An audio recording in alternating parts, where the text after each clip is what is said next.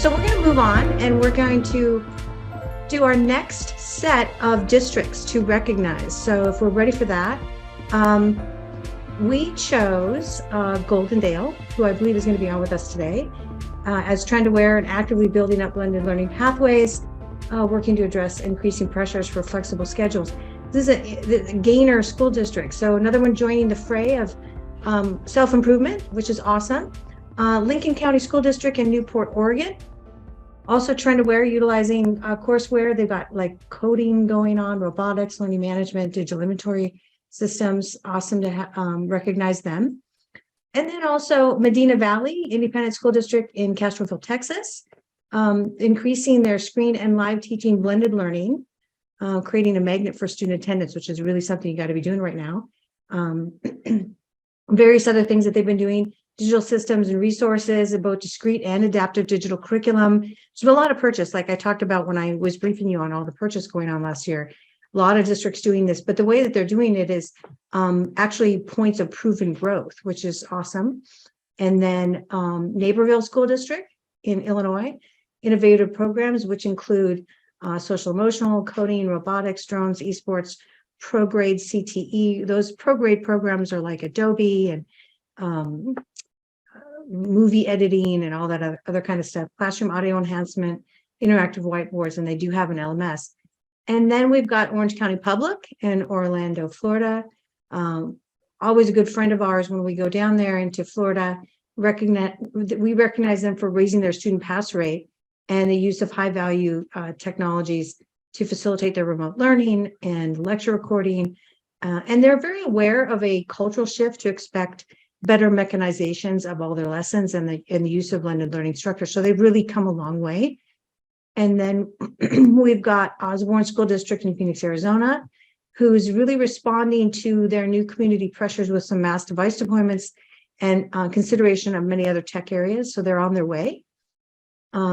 School District of Palm Beach County, West Palm Beach, Florida. They're utilizing diverse programs and numerous technologies, including all these ones you see on their announcement.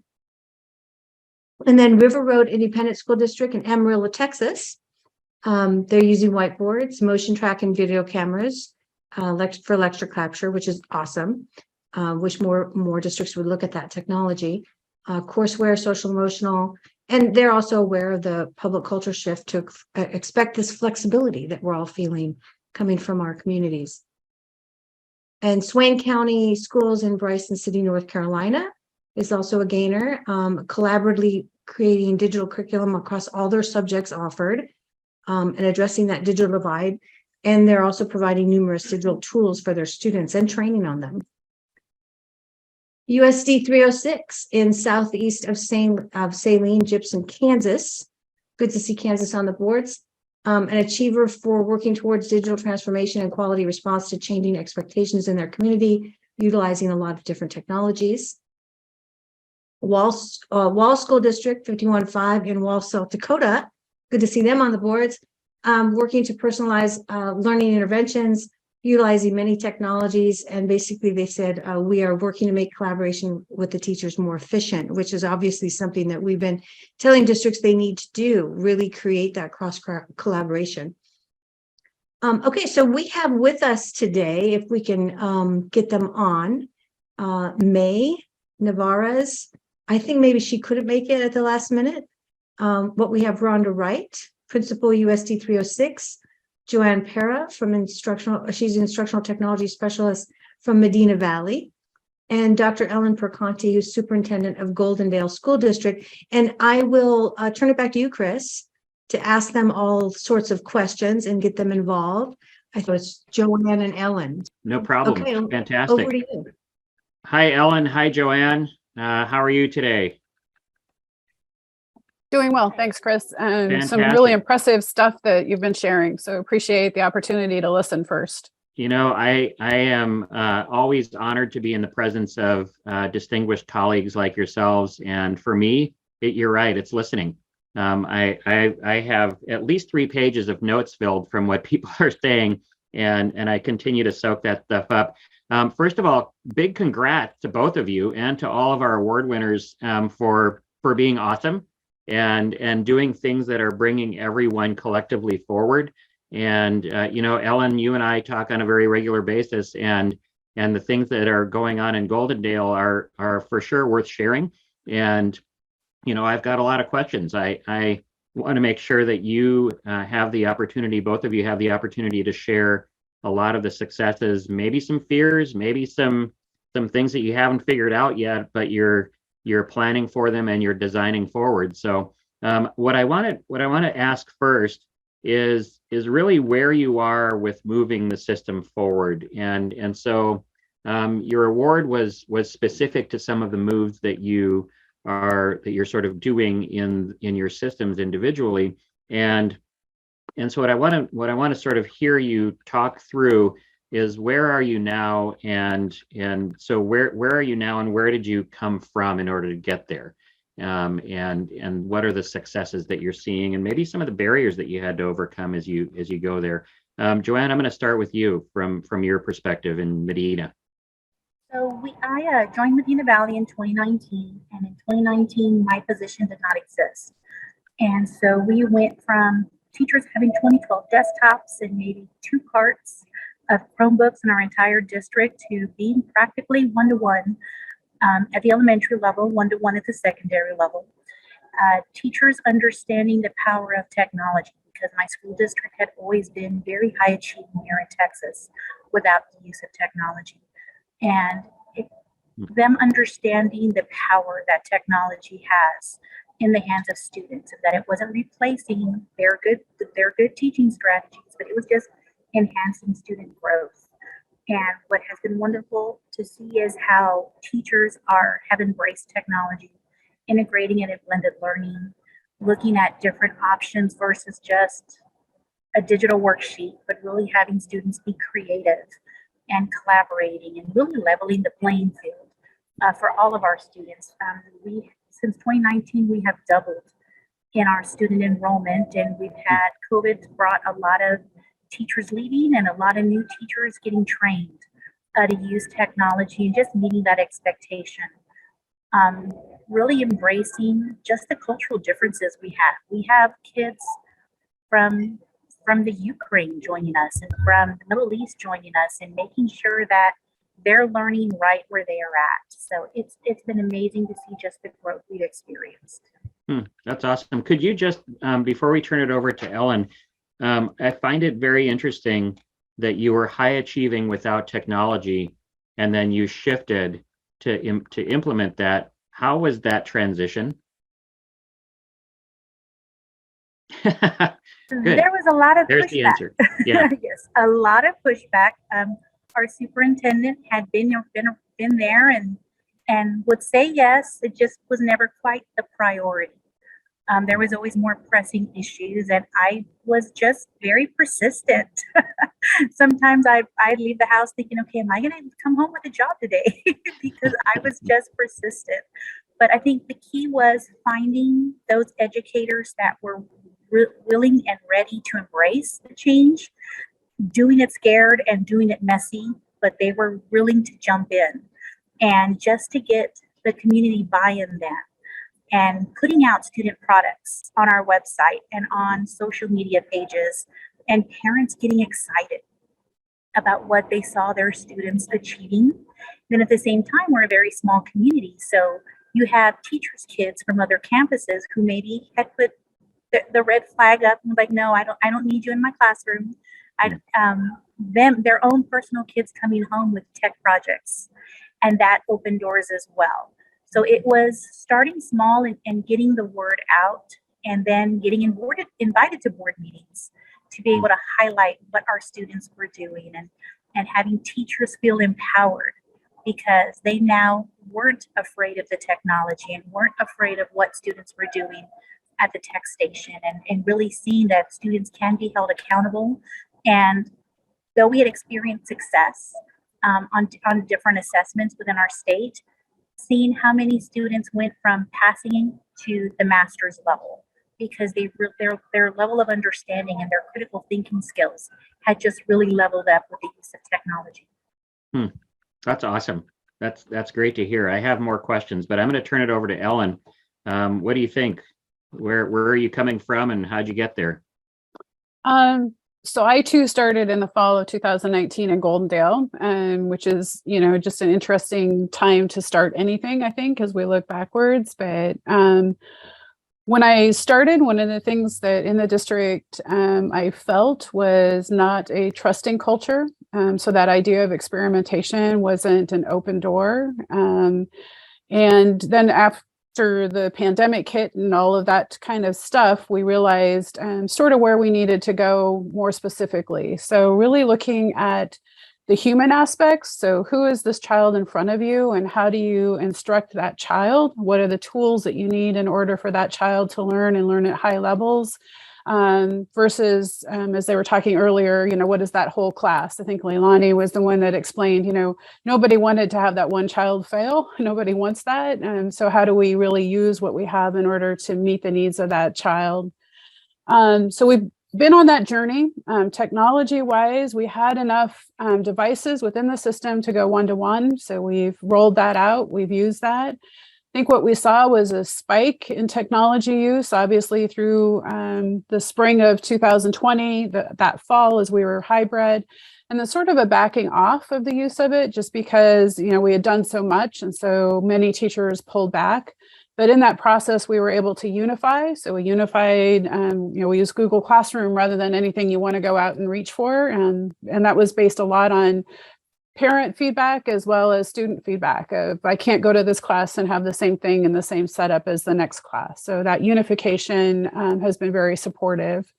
We continue to push to try to look at how do we do learning with specific children in mind, making sure that we're paying attention to who they are, helping them understand who they are, looking at where their connections are, how they connect to the world, how they connect learning, what their competencies are. So obviously all that falls under that SEL, and how do we bring in and make sure that we have those high expectations. Love the charts that the other districts are showing about the reductions in discipline, and we're seeing that here as well. As students are more engaged, we have fewer and fewer students who act out in class in ways that they can't stay there. So it's a work in progress. We're still trying to figure it out. I tend to always want the next thing and not the next shiny thing, but how do we continue the system moving forward in a way that is productive? So how do we use time and space differently? You guys have talked a lot about that today, but how that's my next driving question. So as we take this framework, how do we make sure that we're meeting the needs of all learners? Nice. I like that. I like that the focus on the humanity is central for you, and that has always been part of our conversations between you and I around the work that you're doing in Goldendale. But what I find fascinating is the connection between technology, design, and that humanity, and those are inextricable, right? You for the systems that are being successful, like you folks, never losing sight of that is one of those critical aspects. And we see folks kind of ignoring that, or maybe they forget about the humanity as they go through things and they load up with tech tools and toys, and then all of a sudden, where are the humans in the equation? That's that's a strength, and it's hats off to you. So my next question is actually about barriers, and I, when we start to think about where we're going and how do we get there, and what is the plan, what's the design, all of the things that we know are necessary for moving systems forward, what were some of the biggest barriers that you had to overcome as you moved forward from where you were? And you both had a very definite starting point, and where you're headed, you've got a vision for that, but what were some of those barriers that you overcame? And I ask this because when systems are developing and aspiring to be you, what are things that they could be cognizant of? Not that you can avoid them, but at least if you know that something is coming, you can plan for it. What were some of the barriers, the biggest barriers that you had to overcome in order to succeed? And I'll toss it at JoAnne first. The biggest barrier, I'm in Texas, and so in Texas, the state's always rolling out different initiatives. And so we had the reading academies get rolled out, and that affected our budget because we had to get all that training in. Then now we have a House Bill 4545 to make sure that every student gets a certain amount of intervention time if they're not meeting a certain standard. And so when it comes down to money and time, money making sure I can fund everything and not just making sure that we have devices that are working, we have Wi-Fi that's working, but we also have programs that are effective for students. And then and the challenge of, okay, I need to fit coding in there because our tech apps teams are going to be changing soon, and making sure that we have the budget to do that.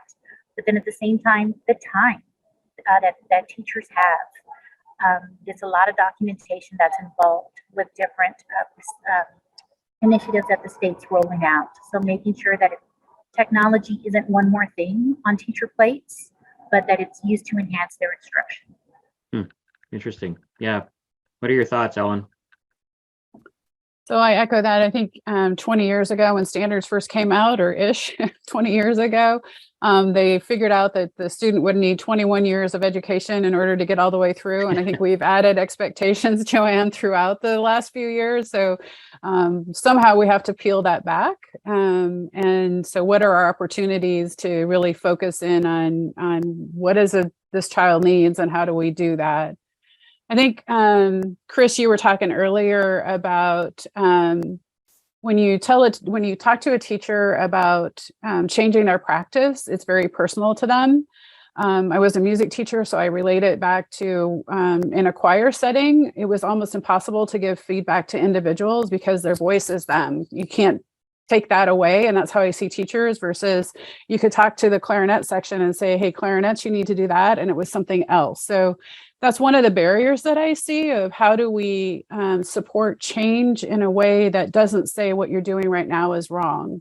And you can articulate that over and over and over, but there's still something personal about this is how I do my classroom that teachers go through. So that's been something that we've had to work through. We continue to have to work through. I think that we've done some selling along the way that we do need something different. And I think we have to continue to do some selling. It's not just a natural shift because it's comfortable the way we're used to it. One of the districts showed that row of seats. Again, COVID didn't do us any favors when we had to go back to rows of seats. So I'm trying to get, how do you teach to collaboration again? How do you teach to making use of tools? So those are some of the barriers.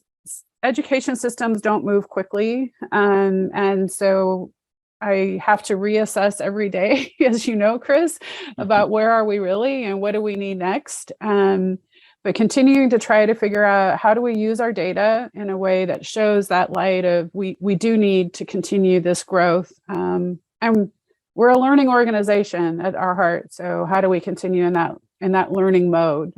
Being curious.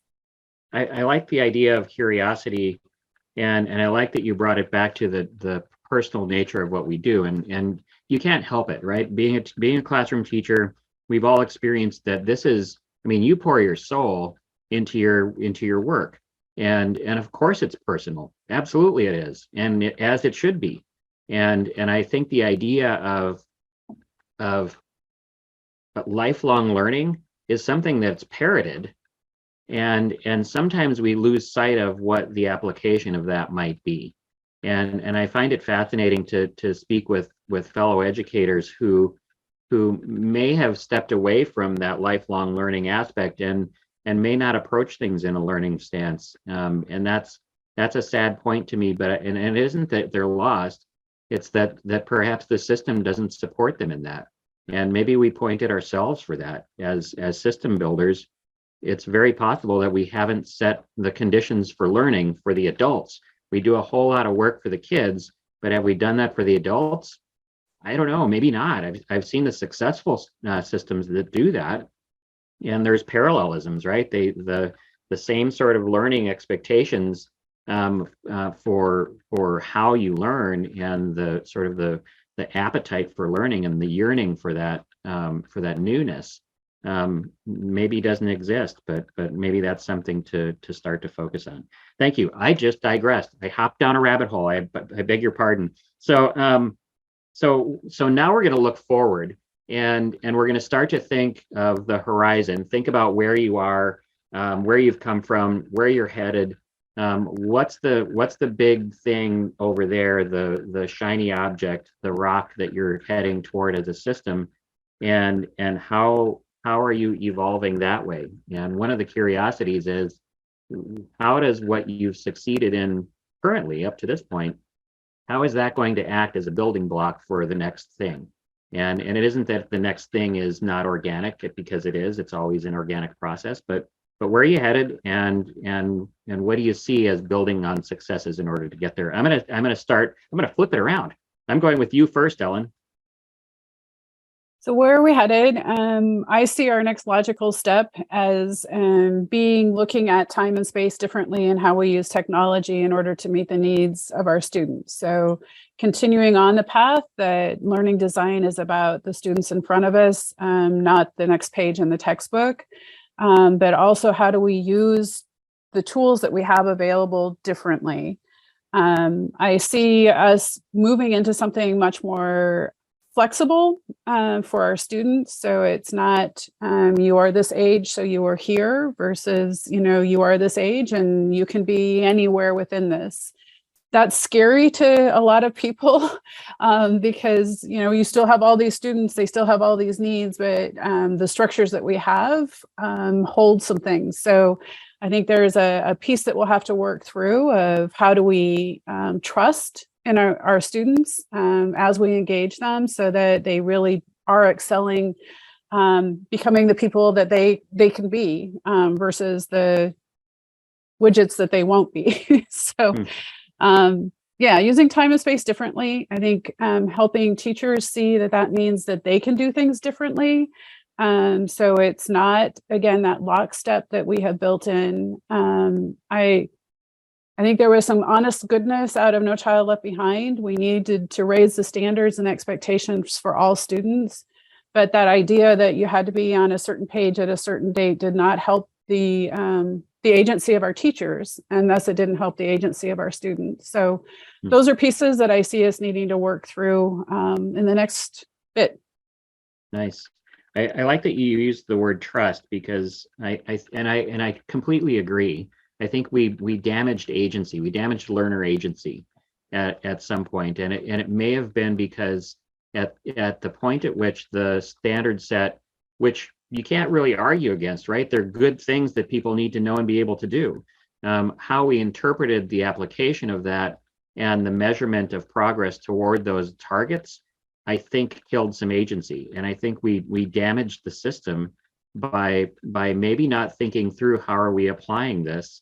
And trust was broken, and we, it's sad, but I experience this in systems that I work with, where the teachers get excited about something and then it gets pulled out from under them, and then another thing is laid back in, and then they're like, yeah, no thanks, I'm out, I don't think so. And that's sad. I like the idea of how do we trust in the students, because that's where, because you can, right? We just saw it. We just saw it in St. Vrain and Meriden, and you've seen it in your own system. As soon as you raise the expectations, the kids come and meet them, and then you raise them again, and then they come and meet them, and they'll continue to do that.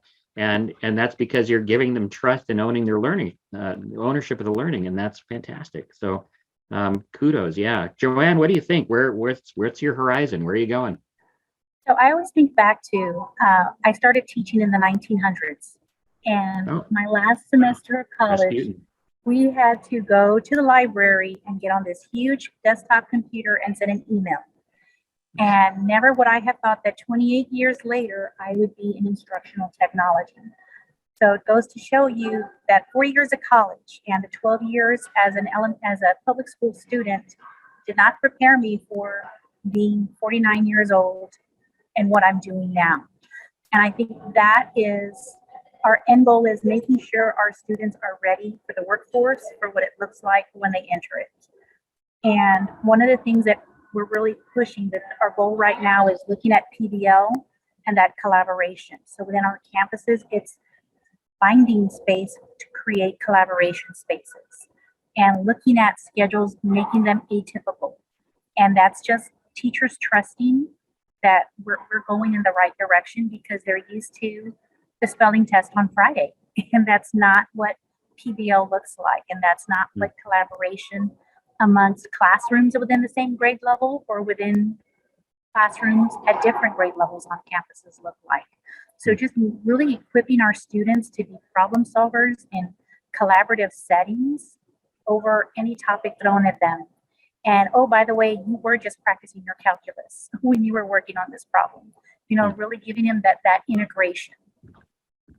Interesting. So what I hear is 4 C's, because you said collaboration a number of times, and it's not just collaboration between students, but it's teacher to teacher collab.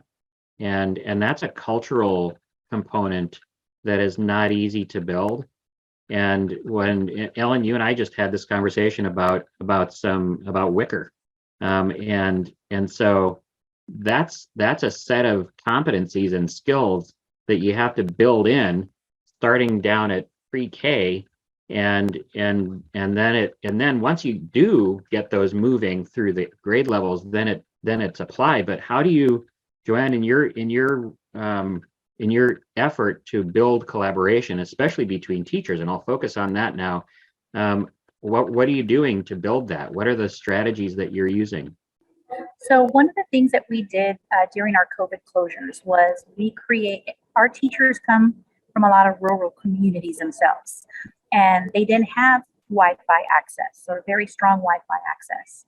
So we created the collaborative pacing guides, where here's our timeline for the next week during COVID closures. But now we have from pre-K all the way through 12th grade, we have pacing guides with our timelines, with integrated tech activities, with PBL projects, with gifted and talented projects, with interventions for low readers built in. And those have been a labor of love of all the teachers.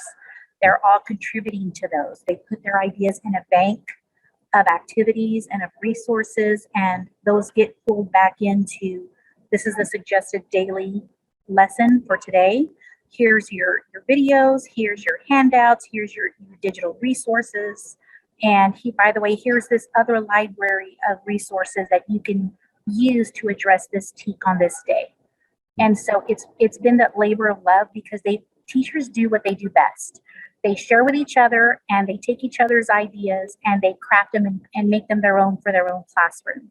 So still providing them with that opportunity to share, but then still giving them that autonomy to go into my classroom and close my door and get the job done, and make sure students are learning, they're engaged, they're active, and the level of engagement has just raised teachers and students. And that's been really exciting to see. Great. No, that's awesome. I'm going to take a brief moment now to shift over, and I also have some other questions that I want to make sure that we end with. But I'm going to take a break now to open up the floor to the audience, because we've been talking a lot, and of course I can continue to ask questions, but I want to make sure that we give others who are listening the opportunity to ask questions. So if you're out there listening, raise a paw. It looks like we've got a couple of folks out here that want to ask some questions about our esteemed colleagues. So I'll open that up. It looks like Joelle MacPhee might be ready to. Well, I've asked Joelle to get on. She's our survey sponsor for the year, and share briefly from Scholastic what's happening with them, and let me ask her a few questions. And that way, everyone that's on right now can get their minds around what they want to ask and how they want to sort of be part of the dialogue with Ellen and JoAnne going forward, and us, right, as the big research survey people and news media. So, Joelle, you're on, right? Do we need to put you on panelist? JoAnne's on. Here's Joelle. There you are, Joelle. Hi. So introduce yourself first of all. I've known you for a while, but introduce yourself, and let me ask you some questions about what Scholastic is up to. Sure. First of all, I just want to say this is so exciting and impressive to hear what everybody's doing.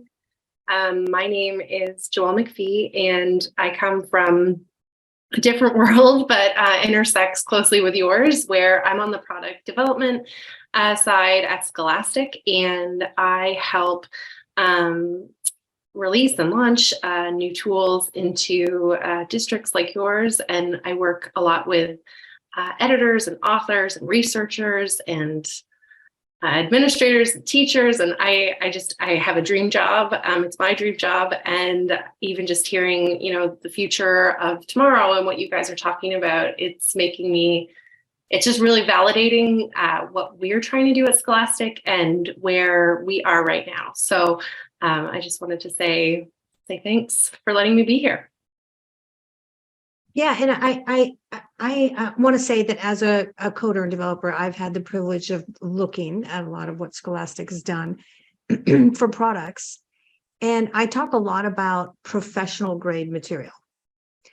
And what is the quality of the user interface, user experience? Because there's a really big difference between kids with their little fat fingers and they poke on everything on a screen, and how you guide their attention to get to the right learning, and maybe older kids.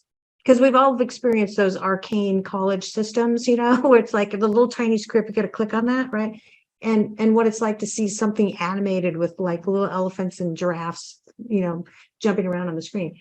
So you have quite a few products that have this whole host of professional grade things behind it. Can you just sort of go through the list with me? What are those and their intentions? Like BookFlix is one, and Yeah, sure. So we have in our portfolio, we have a number of programs that are trying to address specific skills and needs. So with shared capabilities across, so we're always trying to, our content pillars are really, are they that social emotional piece? Are they based on efficacy and research? Is there family and community engagement opportunities? Are they culturally responsive? So those are the kind of the driving content pillars across all of our products. But I'd say when we were trying to figure out, what Scholastic could do best, because Scholastic has been around for 100 years. We've been developing programs mostly in print up until the last 20, 25 years that help all children develop that love of reading. We really wanted to zone in on those literacy foundational pieces. So we have a program called Scholastic First, which is foundations in reading, sounds, and text. We have Word, which is for vocabulary and comprehension and knowledge building. And we have Literacy Pro, which is an independent reading and instructional tool. So those are kind of our three core technology programs that we have. But what I've noticed too is as we're growing, we're really trying to supplement those pieces. So we just acquired A2I, their professional support system, and they combine technology and professional development. So being able to starting to embed those pieces that teachers need to implement the programs with the most success. And that was based on the research from Dr. Carol Connor, who, is just incredible. So we're really trying to layer in not just the tools, but all of the supports to make the tools successful. I like that a lot. Well, I'm supposing that you're also living this reality that JoAnne was talking about a little bit ago, which is like, if you want to be successful in a district like JoAnne, she has to find those willing teachers who will do it and use it and go, how do I navigate this thing? La, la, la, la, and then figure it out and use it, right? That's what we hear as Learning Council is the hardest part for companies in the pro-grade digital curriculum space, is to get their internal champion who actually uses it and then spreads it, right? Like they become viral, because this, the teachers are like, sometimes like, we trust each other, but you guys over there in administration, like, we don't know. You bought this for us, so we're not going to use it because you got it, right? So, but if I am using it as a teacher, then I will get other teachers to use. So this is a really tricky environment, right? So, you've got your technology in a lot of different schools. Do you see this where like some teachers are like the your real customer, and then other places it's like you're only working with administrators, or do you see sort of an interplay? I think one of the things I've noticed, so when I was part of a startup that was acquired by Scholastic 5 years ago. So I've moved really from a very small educational technology startup from, where there was 10 of us to this giant corporation. And I know this sounds so basic, but really I think what I've seen is publishing makes it difficult for things to even go viral. Like everything feels, I heard a few times already, people were saying, like they're slow to change, whatever. Like, well, publishing is very similar. They're not as, when we talk about just onboarding for a teacher to get those kids on and started and excited, like how do you get that momentum so that that teacher wants to even share it? Sometimes I find that if there's too many friction points to even get into the tool, they might love it in the end, but they started off on such a sour note. So I think there's a massive opportunity for us to look at more the consumer platforms that we use every day. Like look at Spotify, look at Netflix. Like we are not fighting with these tools to get on. And I think we would see things go a lot more viral. So that's something that we're really focused on, is figuring out how to make, and we have all these great LMS partners because, Scholastic, we're never intending to be an LMS, but that opened up a lot of doors for us. So I loved hearing what you guys were saying about the future of that, because I think anything that we can do to make it simpler to get to the meat of the program is going to help it spread like wildfire. And when the programs are good enough, they will. Yeah, because that's why 2-year-olds can use their mom's iPhone. Yeah, so totally. So 2 things, and hopefully I can remember both of them after I ask you the first one. This is probably why what you just said, Scholastic set up that innovation lab, right? Because you want direct feedback. You want people telling you what to do, which is kind of unique, right? Yeah, that has been a huge shift in the company. So really trying to think more entrepreneurial as a division about, the people that are using our programs and hearing, the honest truth. The thing that we've learned, one of the big lessons is the earlier we bring people into the conversation, the better. So that's why we created the Scholastic Innovation Lab, which is a massive community of educators and administrators who are actively engaged in our product development, literally from like wireframes, mock-ups, and they're part of that whole cycle of collaboration and innovation. So we take an idea, and it could be, an idea that we come out of a focus group or a brainstorming session, and we create it and we test it. And maybe it's a complete fail and it didn't work at all. But sometimes there has been, we've built complete dashboards based around feedback. And that is very new for, these big publishing companies, because it's slow, it can slow things down constantly doing that iteration cycle and feedback loops. But it is so worth it, because you also, there's nothing to lose, when you have an early prototype. You haven't sunk millions of dollars into this big, heavy piece of technology that you just hope works on launch day and that the people will come. But instead, you are making these incremental changes, showing them, getting feedback, having kids use them. Really being student-centric has been a shift too, because that's challenging, but we've learned a deal breaker if we can't get kids on it sooner than later. Yeah, totally agree with that. Being that, I know how iterations are as a coder myself. Yeah, you can wireframe something, play with it for a little bit with, some small amount of logic and redirects. This is really important work.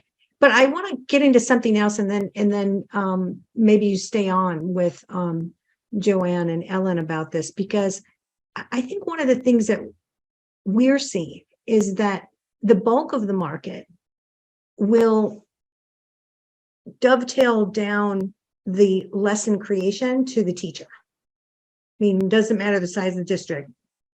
It's like the administrators hire the teacher and say, you're supposed to be a math expert, over to you, right? here's in general, with the standards, and maybe they have a pacing guide, maybe they don't. Maybe they suggest some stuff like our survey says, some playlists, but they don't get in there at a daily basis and go, this is your general pace. You can go around it a little bit, but day one, do this. And the first week, you got to get these standards done. And then day two, do this. Blah, blah, blah. So what happens is teachers go, and we saw this in our data, they say, I need to teach how to add and subtract fractions this week, right? And they go online and they look for that. This much of your stack you might execute on, right? Like in literacy, you got this whole product built, which does all this stuff, okay? But they're looking for this. So what happens is that your world, the professional grade world, runs into this barrier of it can't be sold because it's not being looked for at the teaching level. And the administrators, when you go to which one of my teachers want to use you right now? And you're like, well, that's what I'm talking about. I want to show it to you. And then you help make the decision. They go, well, I can't make the decision because you got to get the math people in here, right? Or the literacy people, right? So it's like a no-win situation, right? Because it's really challenging, yeah. And I think because of the nature of the lesson planning, right?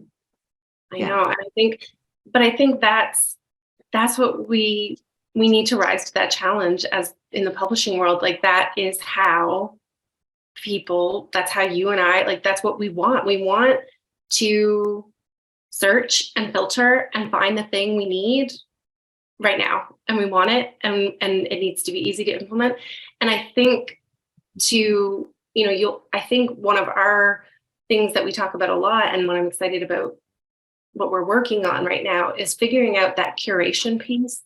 We have, like you were saying, like these, we have these Scholastic curated collections that are based on, all the authors we work with, and they could be a combination of many, many things that we know work and are effective. But if a teacher can't find what they need, and we hear this all the time, they're not going to do that. They need to, so they go to Teachers Pay Teachers, and they go to Google, and they download the thing, and it's just like, it's a bit of chaos, and it can be. And so what we really are excited about are figuring out, how do we do both? Like, how do we create sophisticated search and filter tools so that the content that we have, because we have an incredible amount of content, they can find what they're looking for, and they don't have to go outside of that world. If they're using Scholastic and they have that account and they are looking for this standard in this,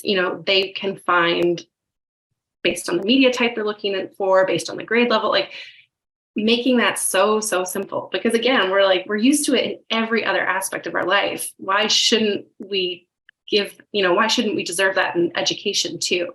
So I think that's what we're trying to figure out, and what we're working on, because when we do, when we talk to partners, it's a constant struggle of hodgepodge, like putting all of the pieces together. Yeah, but to your credit, though, I want to say this as the juxtaposition to that. I'm just looking for this teacherness thing going on in the market, and that is that when you build professional grade, you're thinking of the student and the sequence the mind has to go through in order to grasp the end goal.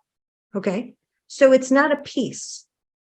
It could be orchestrated to be video dovetailing into a hands-on, poke this, play with this puzzle, win the puzzle, and then go on to this, right? So in other words, digital can orchestrate an end goal and not just be a piece, right? So there's a middle ground here that has to be worked out between the buyers, and JoAnne and Ellen can weigh in on this, and then Joelle, you can stay on and we can have other people ask questions. But there's a middle ground here between the way lesson planning is done now and the orchestration of the learner's mental pathway through digital artifacts that are not flat, like a document, a video, right? But the way you've orchestrated a lot of your products, and a lot of other companies have too, is to do more. Yeah.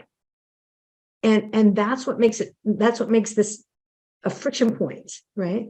So any comment you want to make, and then JoAnne and Ellen can jump in, and Chris can take back over and open up for questions. No, I would just say that, we're really trying to raise the bar with the reading experience, just creating these superior reading experiences for students. How do we, I think we think a lot about reading stamina too. Like sometimes we can get kids, whether it's a magazine article or, we can get kids reading these clickbaity pieces, but holding that kid, getting them to go down that path, like you're saying, like what's the learning journey behind the first piece? Like if we can hook them in with this piece, what's the rabbit hole behind it that is going to keep them reading? Because we want them to keep reading and reading for a long time. Like that's one of our big goals, is that stamina piece. So yeah, that makes a lot of sense. Sometimes those pieces are the hook, and how do they hook into the larger program? Mm-hmm. Yeah. JoAnne, I know you're dying to weigh in on that. I think like right now I'm at a convention, so if you have some background noise, that's what it is. And I spend a lot of time down in the exhibition hall, because I'm looking for what's next, what's new, what's going to be best for our students, what's going to be easy for teachers, and something that I can put in their hands and okay, let's go. And like every month I have our inbox PD, and here's 5 tools you can use, or 5 resources you can add in. Here's a Chrome extension that's going to make your life easier. But then at the same time, what is best for kids? And and if you give them too many clicks, they will stop clicking and they close their laptops and they're done. And so but kids are the same way. It's how do I submit this onto Google Classroom? And what do you mean I have to do X, Y, and Z? And I think it's just that persistence and remembering what kids look at. They're on the different apps that, their attention span is 30 seconds. And you want to give them that piece of knowledge, that hook, that's going to just reel them in and want to learn more. And I think that is the beauty of where we're at right now, because we don't know what a kindergartner's going to do, what college is going to look like for a kindergartner. My own 19-year-old does not have any textbooks. Everything is on her device. And she's always annotating. And I'm like, wait, you don't have to carry all of your textbooks? I was used to that, and just making sure that it's engaging, it's fun, it's challenging, and no matter their reading level, no matter if they're a 5th grader reading at a 1st grade level, or they're reading at a 10th grade level, it's gonna hook them in, and it's going to really just make them wonder why. So then they're going to open up that another tab on their device to do that research.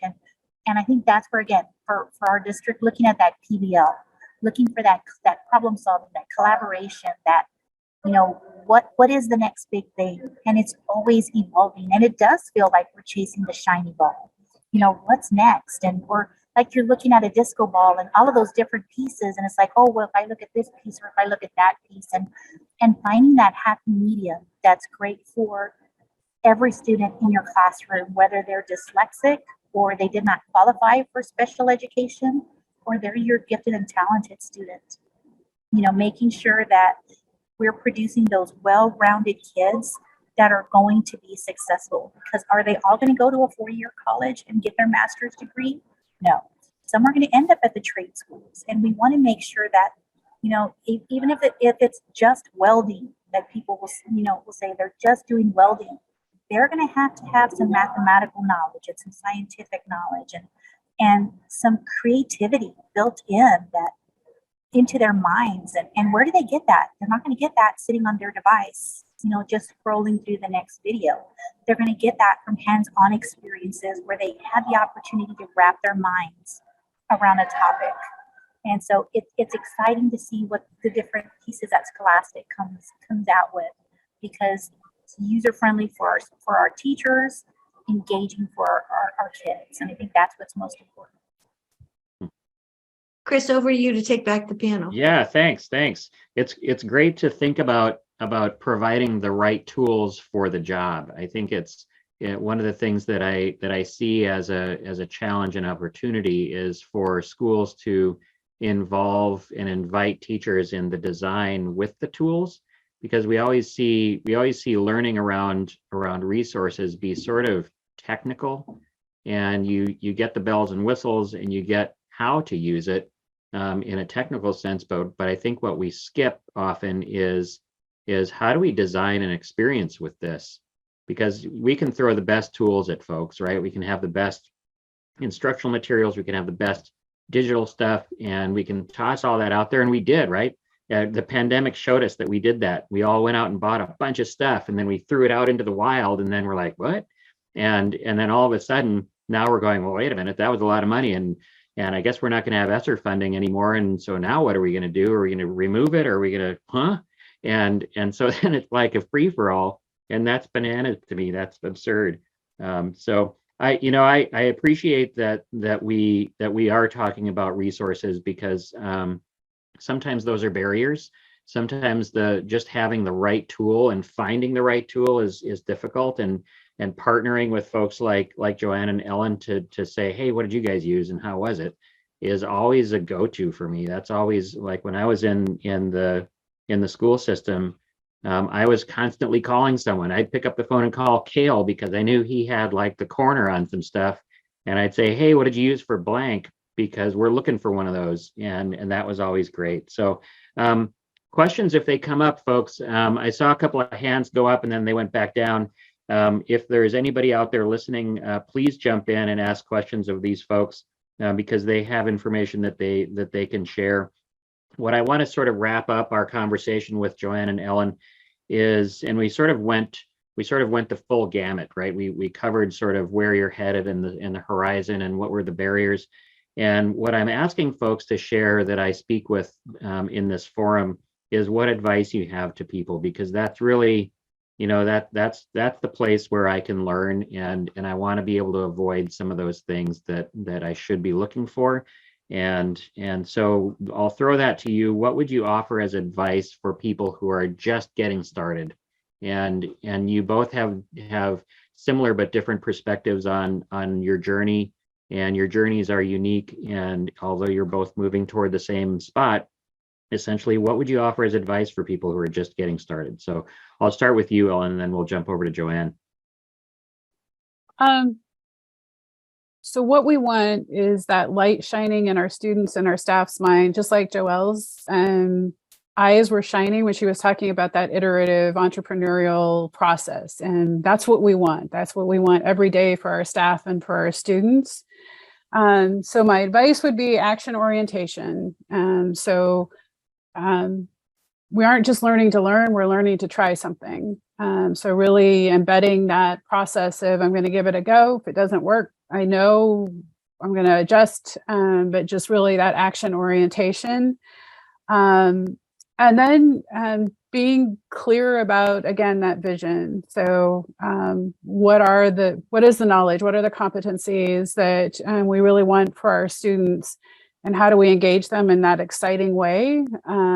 There is no one trajectory. I think that would be another piece of advice. And then you've said it, I think, multiple times today, Chris, but persistence. You will hit places where it doesn't feel good. If you know it's the right thing, you have to keep moving. That's great. Yeah, thank you. JoAnne, what do you think? I think beginning with the end in mind, know what you want that profile of a graduate to look like, and then start backwards planning and have that plan from pre-K to 12. Because even our pre-K teachers are in the business of graduating students. It's not just our high school kids. And so have that end in mind, what we want those kids to leave us with. We want our kids in Medina Valley to look like this when they leave, equipped with these skills. And then backtrack, have your plan ready, because things like COVID happened. And August 2019, I had presented my 5-year plan to the school board to get approved, and 5-year plan was completed by May of 2020, and it was regrouping. So it was, but we knew where we wanted to end up. We had our plan, and now we get to level up, because we just achieved so much more. than what we needed to. So that flexibility as well, because there's going to be twists and turns in the market, in availability of products. We've got supply chain issues going on with getting some of our Chromebooks in the hands of students. Oh, we lost you there momentarily. While you're regaining connectivity, I'm gonna echo some of that. Oh, Teachers. are you there? Oh, Okay, there you go. Here we go. A lot of our teachers are afraid of change, and it's the same thing for us when we have that extended plan ready to go, and we want to start implementing, us not being afraid of the change that'll come about. I think that's some gold, because being vulnerable and transparent, it isn't that we're not scared. We have the plan, right? And we might be holding the vision. And I remember sitting in the seat and being scared as hell. And for sure, I could communicate that, and to have created a culture where it's okay to be afraid, and to say, it's going to hurt for a while, but your brain's going to be full. We're going to be doing hard work, but we collectively believe that we're heading in the right direction for kids, and we're going to get there, and we're going to get there together, and we can only get there together. I think that's a critical piece that sometimes we lose sight of in the fray, and this is sort of connected to getting pushback. Sometimes people will freak out about one of the very small details within the larger picture, and that's okay. It just is, right? And sometimes you have to help people to just go, it's going to be fine. It's going to be fine. We're going to get there. We're going to hop over this one, and it's just going to be okay. We're going to learn from it, and we're going to move on. And what I'm listening, both of you are expressing that. And I know that you've both experienced those pushes, and you've met with people and experienced the response. And the response isn't wrong. The response is the response. We don't control it. It just is. And we control our response to that and how we move forward with it. And it's clear to me that you've done that with your systems, and hats off to you, because that's that adaptive change that is not easy. That's really not easy. The technical change can be done much more quickly, but that adaptive change, for anybody listening, take note from these folks.